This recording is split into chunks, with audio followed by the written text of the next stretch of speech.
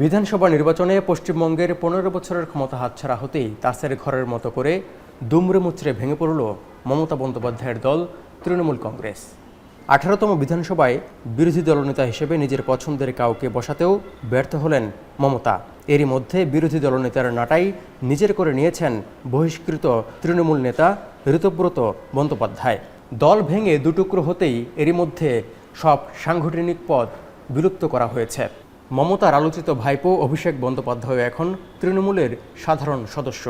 তবুও দলের মধ্যে চলমান ঝোড়ো হাওয়া থামাতে পারছেন না মমতা বন্দ্যোপাধ্যায়। এবার শোনা যাচ্ছে পশ্চিমবঙ্গের বিধানসভা ঘিরে তৃণমূল কংগ্রেসের অন্তরে লাগা আগুনের আঁচ গিয়ে লেগেছে ভারতের সংসদেও, যার ফলাফল আরও ভয়ানক হওয়ার শঙ্কা। কারণ সূত্রের বরাতে এনডিটিভি ইতিমধ্যেই খবর প্রকাশ করেছে যে দল বদলের জন্য তৃণমূল কংগ্রেসের অন্তত ২০ জন সদস্য বিজেপির সঙ্গে যোগাযোগ শুরু করেছেন, যা আরও বেশি চাঞ্চল্যকর পরিস্থিতির জন্ম দিয়েছে। দলের অন্দরে এমন কি বিস্ফোরণ ঘটল যার কারণে ১৯৯৮ সালে যাত্রা শুরু করা তৃণমূল কংগ্রেস ২০২৬ সালে এসেই দুই টুকরো হলো? এই প্রশ্নের উত্তর খুঁজতে গিয়ে দেখা যায় মমতার ভাইপো অভিষেক বন্দ্যোপাধ্যায়কে কাঠগড়ায় দাঁড় করাচ্ছেন বিদ্রোহী নেতারা। তার চক্রান্তের কারণেই পশ্চিমবঙ্গের বর্তমান মুখ্যমন্ত্রী শুভেন্দু অধিকারী তৃণমূল কংগ্রেস ছেড়ে ২০২০ সালে বিজেপিতে যোগ দিয়েছিলেন বলেও অভিযোগ রয়েছে।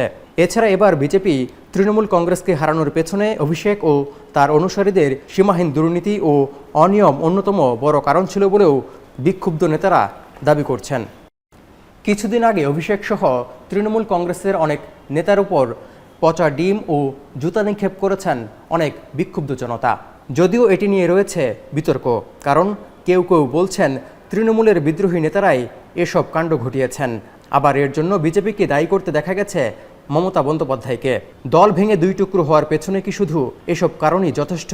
এই ক্ষেত্রে দেখা গেছে সবশেষ বিস্ফোরণ ঘটেছিল বর্ষিয়ান বিধায়ক শোভনদেব চট্টোপাধ্যায়কে বিরোধী দলীয় নেতা হিসেবে নিয়োগের সুপারিশ ঘিরে। যে সুপারিশপত্রে অভিষেক বন্দ্যোপাধ্যায় বেশ কয়েকটি স্বাক্ষর জাল করেছেন বলে স্পিকারের কাছে লিখিত অভিযোগ করে দল থেকে বহিষ্কৃত হতে হয় ঋতব্রত বন্দ্যোপাধ্যায়কে। অবশেষে তাই প্রমাণও হয়।